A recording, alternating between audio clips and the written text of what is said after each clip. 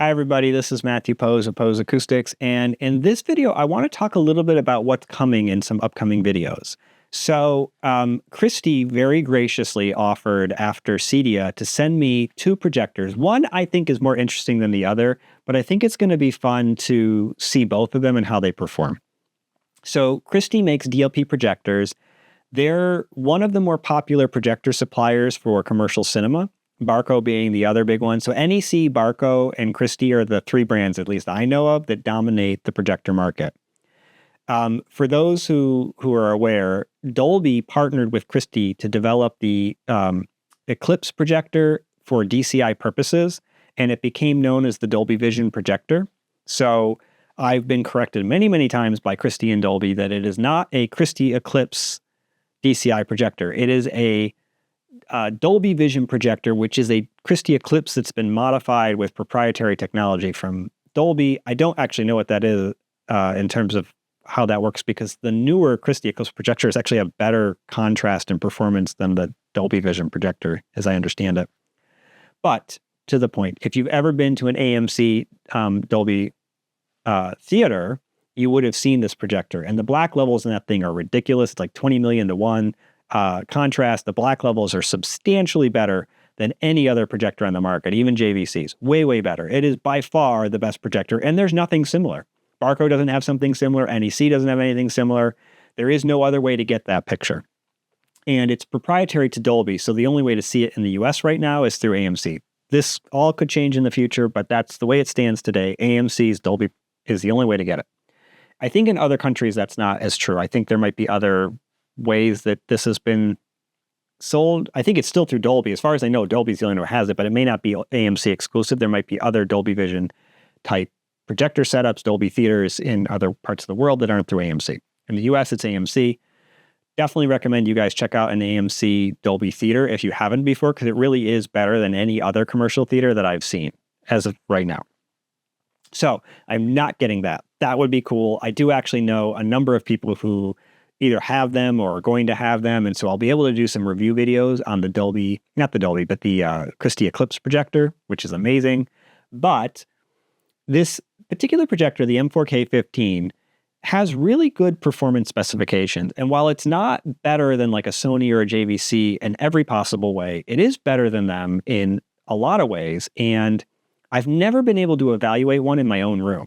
So we actually had a project a while back where the size of the screen meant we couldn't use a Sony or a JVC. There just was, we could have used the 380Z, but that would have been it. But we couldn't use the 380Z because it required an NOHD and also had lens requirements and vertical lens shift requirements that were not viable with the Sony.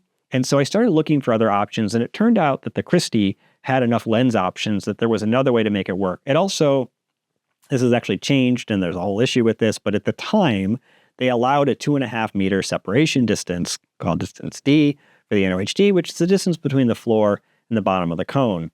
Something's changed recently. I don't know what it is. And now all of a sudden everybody has to have 3 meters, which kind of sucks. But anyway, that's a separate issue. The projector ended up being amazing. So like this projector, it came from Absolute Ultimate AV. So Christie is now distributed by Luxury Distribution. But Absolute Ultimate AV makes a version called the AS version, which is basically the same projector, but it has the lens modified for higher contrast. They make some changes to it that are proprietary to the guy that does that. And then there's, I guess, some optimization maybe that happens to the projector. I'm not sure what exactly, but all I know is once that projector went in at this particular project site, and we had somebody who specializes in DCI projector calibrations come in and calibrate it, the end result with a MadVR was outstanding. Like everybody who saw it, Anthony Romani saw it, the client saw it, said it was the best projected image they had ever seen. And so, you know, for a pretty modest projector, that was really, really cool. They've also shown this projector both in modified forms through AUAV and unmodified forms through Luxury Distribution at CEDIA, and I believe it was also M-Wave. It was at M-Wave. And the picture was really good.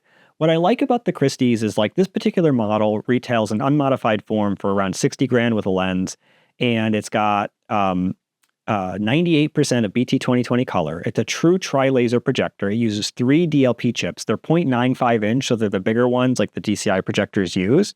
And it is not true 4K. It actually uses wobulation, but remember that most of the Barcos do as well. It's only the top of the line Barcos that don't, and then there's a new one coming out because there's a new chip that Barco started using that is true 4K.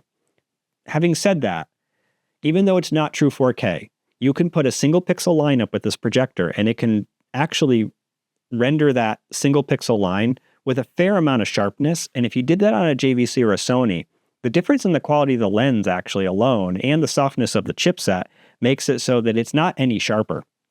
In fact, it's less sharp, even though it's a true 4K. So there really is no loss of resolution.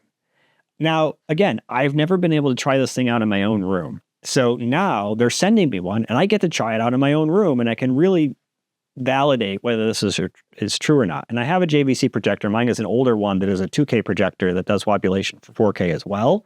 So I'll see if I can get another one of the newer true 4K projectors. But I've done that test before. You know, that takes all of 5 minutes. And what I really want to see is what is it like with movies? And the blacks I know are not as good as the JVC. Mine is like as good as it gets for a JVC. It's actually better than the new ones. And so I want to evaluate that. I want to look at really low APL scenes and see, because it is better than most of the Barcos. And I think enough so that the other benefits then may outweigh the loss of blacks.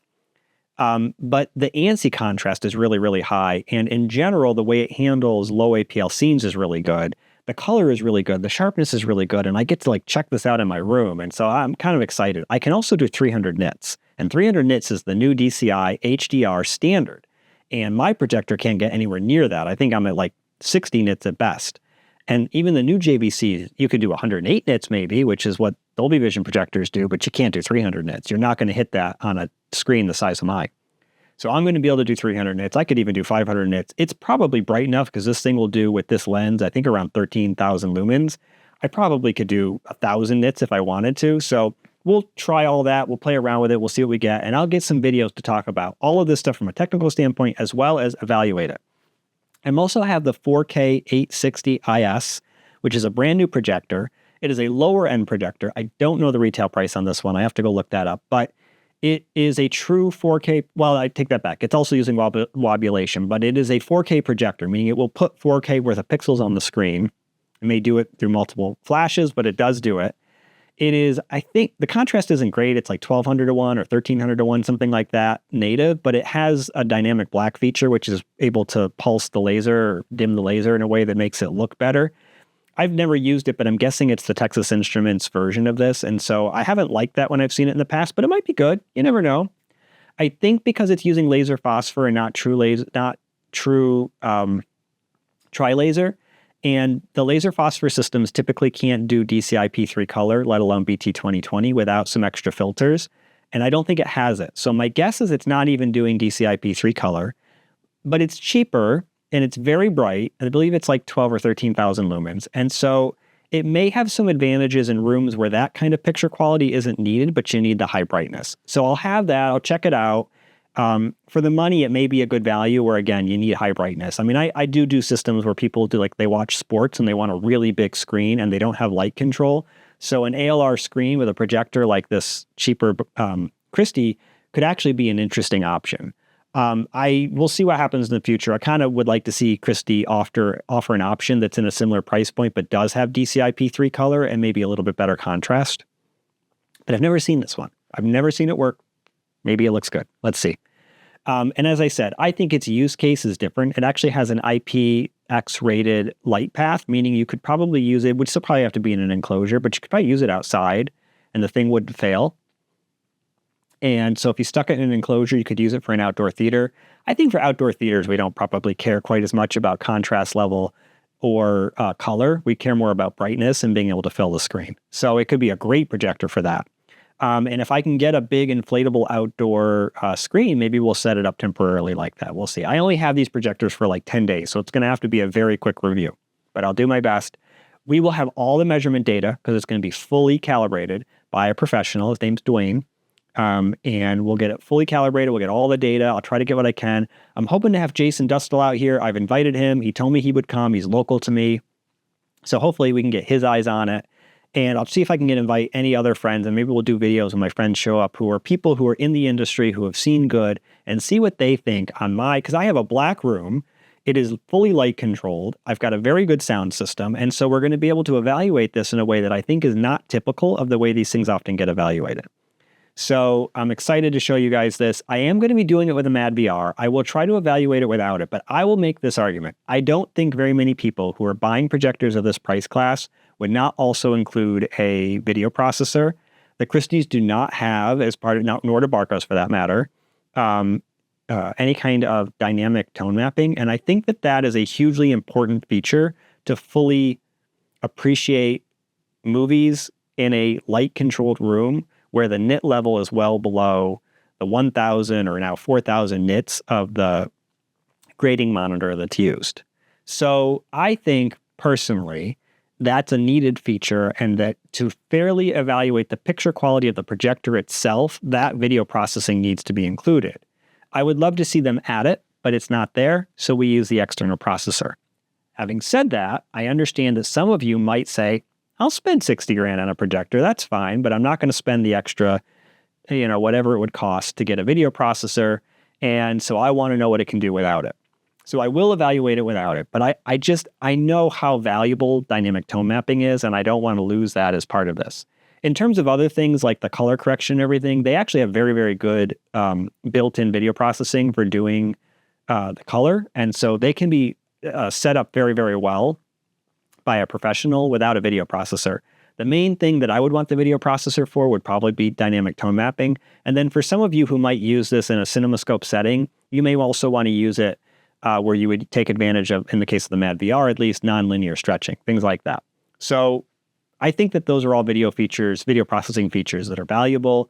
And I personally would always want to pair this with it. We have so far always paired it with a video processor. But I don't think that's cheating. And in the review, I don't think it is either, because it's video processing that I think is valuable, but has nothing to do with the core capabilities of the projector. All right. Anyway, that's the video. Like these videos, subscribe to my channel. You know the deal. I appreciate all the questions, and donations are much appreciated. You can do that. So the super thanks, and get ready for some cool content. I got more coming. Thanks, everybody.